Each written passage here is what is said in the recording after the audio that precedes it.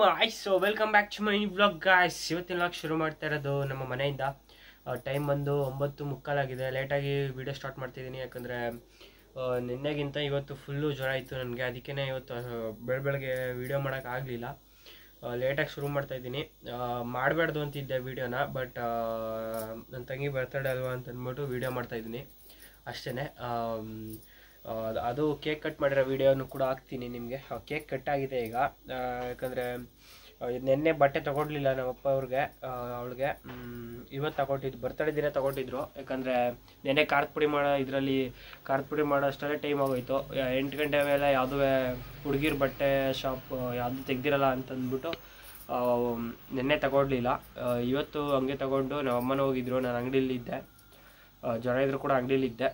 3 ಜನ ಹೋಗಿ ಕೇಕು ಹಾಗೆ ಆರ್ಡ್ರ್ ಮಾಡಿದ್ರು. ಬೆಳಗ್ಗೆನೆ ಕೇಕು ಬಟ್ಟೆ ಅದೆಲ್ಲ ತೊಗೊಬಂದು ಕೇಕ್ ಕಟ್ ಮಾಡಿದ್ರು. ಅಂಗಡಿಯಿದ್ದೆ ನಾನು. ಈಗ ಸ್ನಾನ ಮಾಡ್ಕೊಂಡು ರೆಡಿಯಾಗಿದ್ದೀನಿ. ರೆಡಿ ಅಂತ ಏನಿಲ್ಲ, ಮಾಮೂಲಿ ವೇರಲ್ಲೇ ಇದ್ದೀನಿ. ಈಗ ನಾನು ಕೇಕ್ ತಿಂದಿಲ್ಲ, ತಿನ್ನಬೇಕು. ಕೇಕ್ ತೋರಿಸ್ತೀನಿ ನಿಮಗೆ. ಆಮೇಲೆ ಈ ಏನು ಕ್ಲಿಪ್ ವೀಡಿಯೋ ಮಾಡ್ತಿದ್ದೀನಿ ಅದಾದಮೇಲೆ ಕೇಕ್ ಕಟ್ ಮಾಡಿರೋ ವೀಡಿಯೋ ಹಾಕ್ತೀನಿ, ಬನ್ನಿ. ಆಮೇಲೆ ನಮ್ಮ ಚಾನಲ್ ಇನ್ನೂ ಯಾರು ಸಬ್ಸ್ಕ್ರೈಬ್ ಮಾಡಿಲ್ಲ, ಪ್ಲೀಸ್ ಸಬ್ಸ್ಕ್ರೈಬ್ ಮಾಡಿ, ಲೈಕ್ ಮಾಡಿ. ಜ್ವರ ಬಂದಿದೆ ಅಂತಂದ್ಬಿಟ್ಟು ಆಸ್ಪತ್ರೆಗೆ ಕೂಡ ಹೋಗಿದೆ. 2:45 ಇಂಜೆಕ್ಷನ್ ಹಾಕ್ತೀನಿ ಅಂತಂದರು. ನನಗೆಲ್ಲ ಹಾಕ್ಸ್ಕೊಳಕ್ಕಾಗಲಿಲ್ಲ, ಬೇಡ.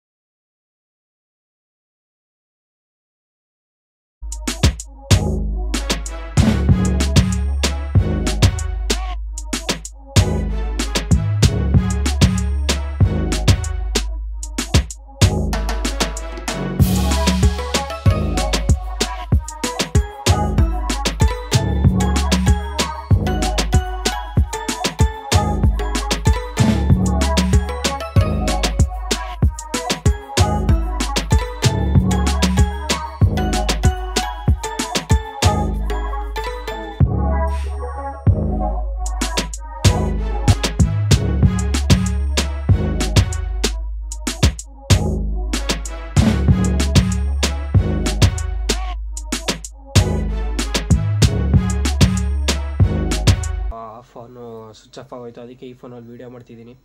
ಹಂಗೆ ಆಸ್ಪತ್ರೆಗೆ ಹೋಗಿದಾಗ ಆ ಥರ ಅಂದಿದ್ರು, ಅದಕ್ಕೆ ನಾನು ಬರೀ ಮಾತ್ರ ಟ್ಯಾಬ್ಲೆಟ್ ಮಾತ್ರ ತಗೊಬಂದೆ. ಇವಾಗ ನಮ್ಮಮ್ಮ ಹೂ ಕಟ್ತಿದ್ದಾರೆ. ಸ್ನಾನ ಮಾಡ್ಕೊಂಡು ಅವರು ಫುಲ್ಲು ರೆಡಿಯಾಗಿ ಕೇಕ್ ಕಟ್ ಮಾಡಿ, ಅಂದರೆ ಫಸ್ಟೇ ರೆಡಿಯಾಗಿ ಹೋಗಿ ಬಟ್ಟೆ ತಗೊಬಂದು ಆಮೇಲೆ ಕೇಕ್ ಕಟ್ ಮಾಡಿದ್ದಾರೆ. ಬಾತು ಆಯ್ತಿದೆ, ಅಲ್ಲಿ ಮೊಸರು ಬಜ್ಜಿ ಜೊತೆ ಬಾತ್ ಮಾಡ್ತಿದ್ದಾರೆ. ಆ್ಯಂಡ್ ಕೇಕ್ ತಿಂದಿಲ್ಲ ನಾನು. ಕೇಕ್ ನೋಡಿ, ವೈಟ್ ಕಲರು. ವಿಡಿಯೋ ಹಾಕ್ತೀನಿ ನೋಡಿ, ಅದರಲ್ಲಿ ನೋಡ್ಕೊಳ್ಳಿ ಕೇಕ್ ಹೆಂಗಿದೆ ಅಂತ. ಬ್ಲ್ಯಾಕ್ಬೆರಿ ಅಂತೆ, ಬ್ಲ್ಯಾಕ್ ಫಾರೆಸ್ಟ್ ಅಂತೆ ಕೇಕು. ನಾವು ತಿಂದಿಲ್ಲ, ತಿನ್ನಬೇಕು. ಬನ್ನಿ. ಆಮೇಲೆ ಇದು ನಂದು ಫೇವ್ರೆಟ್ಟು ಸ್ವೀಟು. 4ನೇ ಕ್ಲಾಸಲ್ಲಿ ನಾನು ಟೀಚರ್ಸ್ಗೆಲ್ಲ ತೊಗೊಂಡೋಗ್ಬೇಕು ಅಂತ ಇದೊಂದು ಸ್ವೀಟು ಒಂದು ಅಂಗಡಿಲಿ ನೋಡಿದೆ, ನಮ್ಮ ಮನೆ ಹತ್ರನೇ ಇರೋದು. ಅದು ನನಗೆ ಕೇಕು ಫುಲ್ಲು ತುಂಬ ಇಷ್ಟ ಆಗೋಯಿತು. ಅದಕ್ಕೇ ಹೋದ್ಸತಿ ನನ್ನ ಬರ್ತ್ಡೇಗೆ ಕೂಡ 3 ಸ್ವೀಟು ಒಂದೇ ದಿನ ತಿಂದಿದ್ದೆ. ಇವಾಗಲೂ ಸ್ವೀಟ್ ತಂದಿದ್ದಾರೆ, ತಿನ್ನಬೇಕು. ಆಮೇಲೆ ಬನ್ನಿ ಬಾಯ್ತಾಯ್ತು. ಸ್ವೀಟು ಹೇಳೋ ಮುನ್ಸ್ಕೊಬಿಟ್ಟಿದ್ಲು ಚಿಕ್ಕದು ಅಂತ ಅಂದ್ಬಿಟ್ಟು. ಅದಕ್ಕೆ ಅವರು ಯಾಕಮ್ಮ ಮುನ್ಸ್ಕೊಬಿಟ್ಟಿದ್ಯಾ ನಂಗೆ ಹಿಂಗೆ ಅಂತ ಕೇಳಿದ್ರು. ನಾರ್ಮಲ್ ಕೇಕು ಚೆನ್ನಾಗಿರಲ್ಲ, ಈ ಕೇಕ್ ಚೆನ್ನಾಗಿರುತ್ತೆ ತಗೋ ಅಂತ ಅಂದ್ಬಿಟ್ಟು ಇದೇ ರೇಟ್ಗೆ ದೊಡ್ಡ ಕೇಕು ನಾರ್ಮಲ್ ಬರುತ್ತೆ. ನಾರ್ಮಲ್ ಏನಕ್ಕೆ ಇದು ಪೇಸ್ಟ್ರಿ ಅಲ್ವಾ, ಚೆನ್ನಾಗೈತೆ.